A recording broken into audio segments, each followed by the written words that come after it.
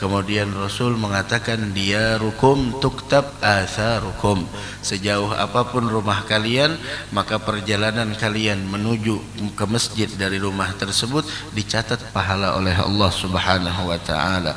Dan dahulu para sahabat mereka sangat haris, sangat menginginkan setiap pahala yang mana itu adalah merupakan bekal yang akan kita bawa nantinya besok menghadap kepada Allah Subhanahu wa taala.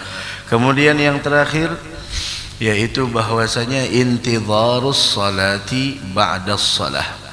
Kemudian yang terakhir intidharus salah ba'das salah. Yang ketiga, perkara yang mampu menghapuskan daripada dosa dan mengangkat derajat seseorang di sisi Allah Subhanahu wa taala, yaitu intidharus salah ba'das salah.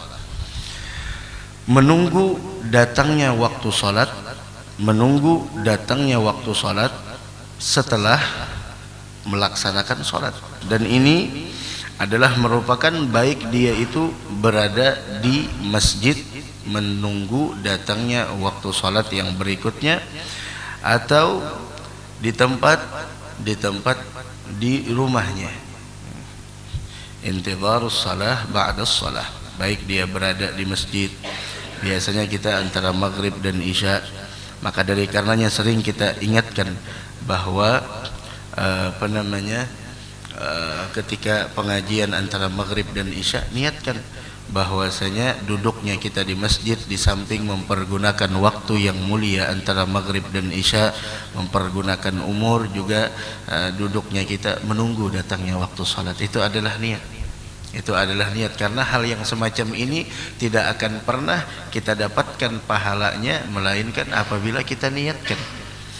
Apabila kita niatkan. Kalau seseorang duduk di masjid akan tetapi tidak meniatkan bahwasanya dia adalah menunggu datangnya waktu sholat, maka orang tersebut tidak mendapatkan pahala yang disebutkan oleh Nabi kita Muhammad sallallahu alaihi wa ala alihi wa sahbihi wasallam. Wa kita semua mengetahui bagaimana kedudukan sholat di dalam agama. Sebagaimana yang dikatakan bahwasanya kedudukan sholat di dalam agama kamanzilatir ra'si minal jasad, itu seperti kedudukan kepala dari jasad seseorang. Seperti kedudukan kepala dari jasad seseorang. Wal insan, manusia memungkinkan untuk hidup tanpa tangan, tanpa kaki, dan tidak melihat sekalipun, kewajiban yang tidak ada keringanannya dari syariat kita. Beda dengan rukun Islam yang lainnya ada keringanan, tapi kalau urusan salat tidak ada keringanan. Dari karenanya salat itu dinamakan salat karena li'annaha silatun bainal 'abdi wa rabbih. Kenapa salat itu dinamakan salat? Karena salat itu adalah silah, yaitu penghubung antara seorang hamba dengan Allah.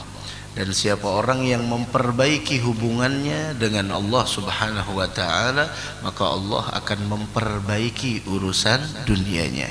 Namun siapa orang yang tidak memperbaiki hubungan antara dia dengan Allah melalui salat tersebut, maka Allah Subhanahu wa taala akan memberikan kepadanya urusan dunia sesuai dengan kualitas hubungan antara dia dengan Allah. Kemudian orang tersebut ketika bertemu dengan iblis, dia mengatakan, kaifa asna'u hatta akuna mithlak. Wahai iblis, apa yang harus saya lakukan agar saya bisa seperti engkau? Ini ada manusia hendak jadi iblis, masya Allah. Kaifa asna hatta akuna mithlak. Apa yang harus saya lakukan sehingga saya bisa menjadi sepertimu? Maka iblis mengatakan, galawayhak lam yatlub minni ahadun mithla hadza. Celaka engkau, kata iblis. Iblis saja tahu punya bakal celaka. Wayhak, tidak ada seseorang yang menginginkan seperti ini kecuali engkau. Ada apa? Maka kaifa tatlub anta? Kenapa engkau menginginkan untuk menjadi sepertiku? Galar rajul inni uhibbu dzalik. Kata orang tersebut, saya menginginkan untuk menjadi seperti engkau. Khalas. Bagaimana caranya?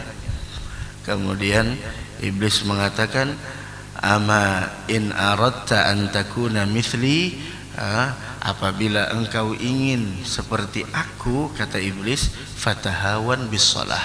Caranya gampang. Bagaimana caranya? Udah, remehkan urusan sholat. Anggap sholat itu tidak penting dalam hidup. Anggap sholat itu tidak begitu penting di dalam agama. Remehkan sholat, abaikan sholat, sepelekan sholat, tahawan bis shalah, wala tubali minal halafi sadikan kana au kadziban. Kemudian yang berikutnya, setelah engkau meremehkan sholat, setelah engkau menyepelekan daripada sholat yang diwajibkan oleh Allah, kemudian engkau jangan peduli dengan sumpah. Mau engkau bersumpah dalam keadaan benar atau bersumpah dalam keadaan dusta. Ini orang artinya tidak memperdulikan kalau sudah mengatasnamakan Allah. Kemudian ketika mendengar itu, cuma dua itu, iya cuma dua itu, engkau bakal menjadi sepertiku. Yang pertama, tahawan bis shalah, remehkan urusan sholat, jangan pedulikan urusan sholat, jangan dianggap penting. Ada lagi yang lebih penting selain daripada sholat, jangan, udah anggap itu biasa aja.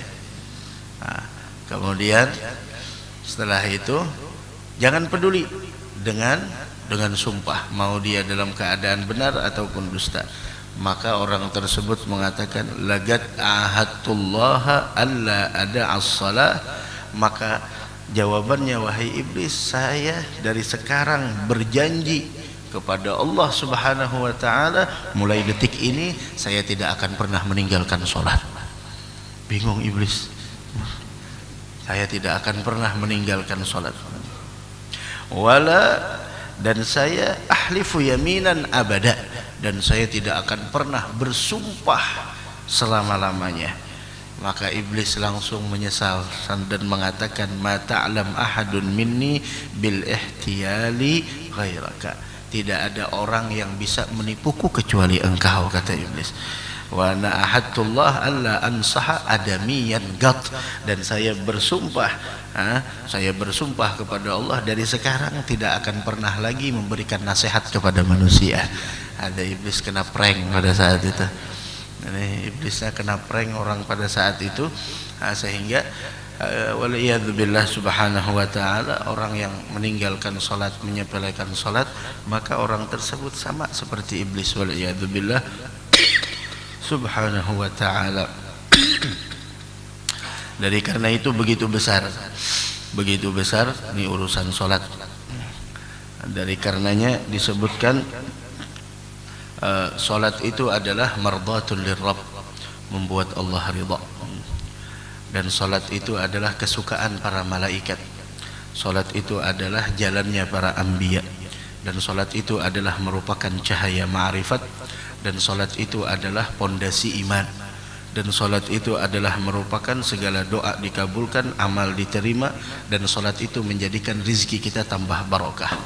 Dan sholat itu nantinya akan memberikan pertolongan bagi orang yang melakukannya ketika menjelang ajal. Dan sholat itu akan menjadi pelita nantinya di dalam kubur. Sholat itu nantinya akan menjadi alas kita ketika kita berada di dalam kubur. Dan sholat itu akan membantu kita ketika menjawab pertanyaan mungkar dan nakir. Kemudian sholat itu akan memberikan ketenangan kepada kita yang akan menemani kita di dalam kesendirian kita di alam kubur. Apabila nantinya hari kiamat, maka sholat itu akan menjadi naungan di atas kepalanya di hari yang tidak ada naungan selain naungan Allah.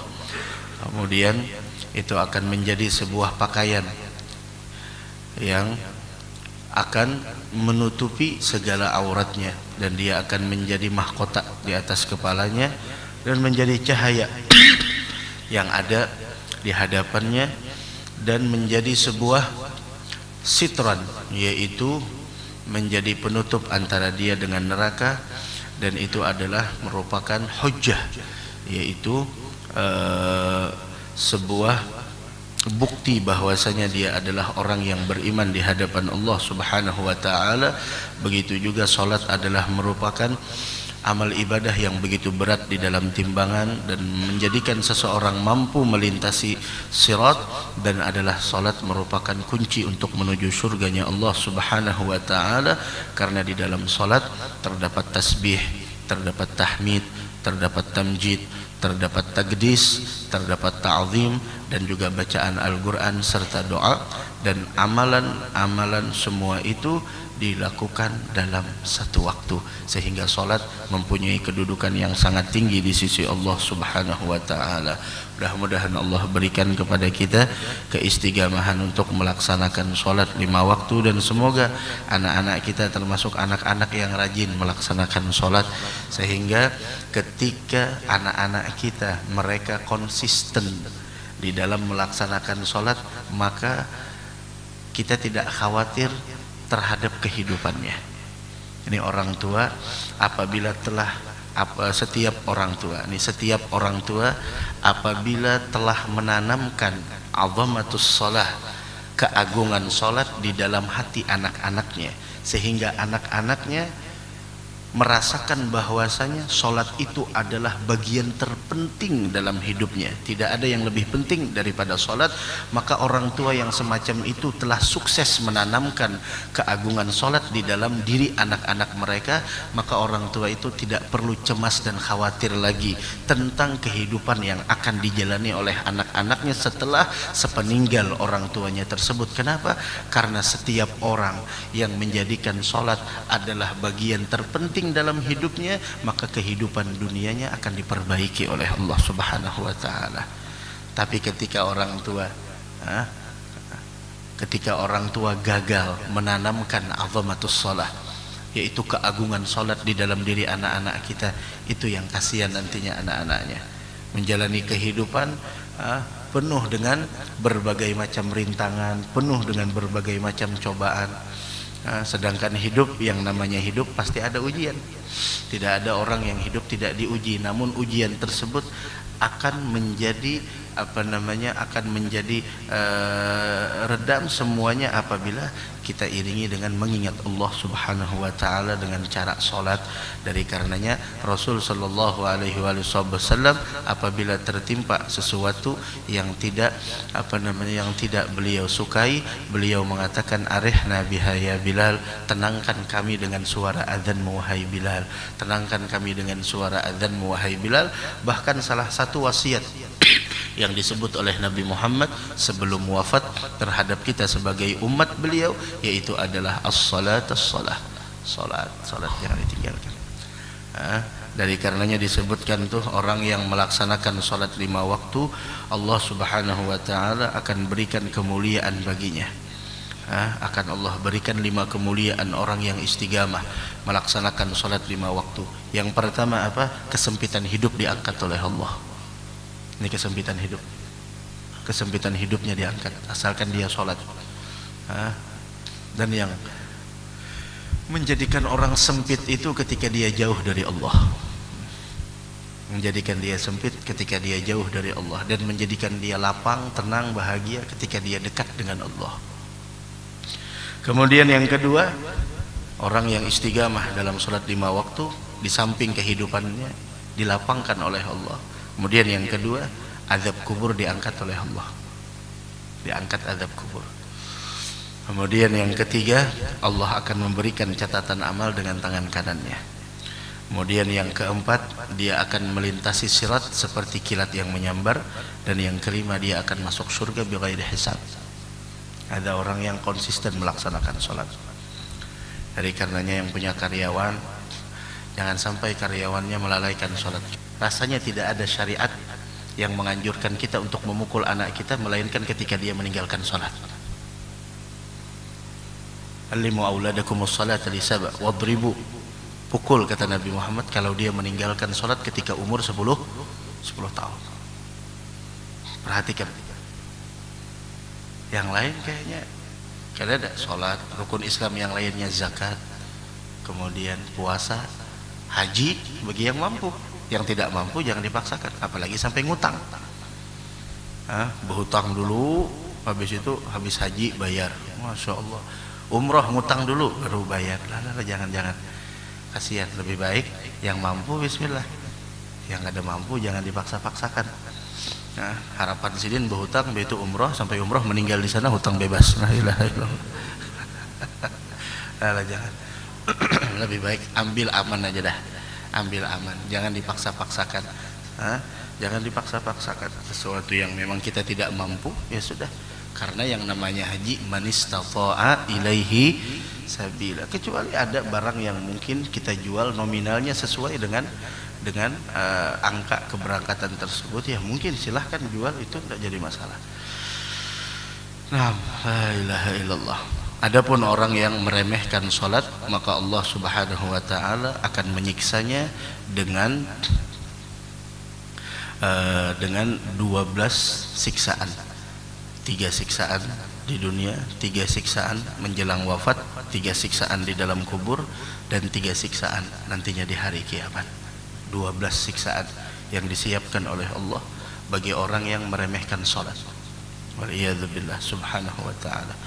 Mudah-mudahan kita berataan panjang umur, sehat walafiat.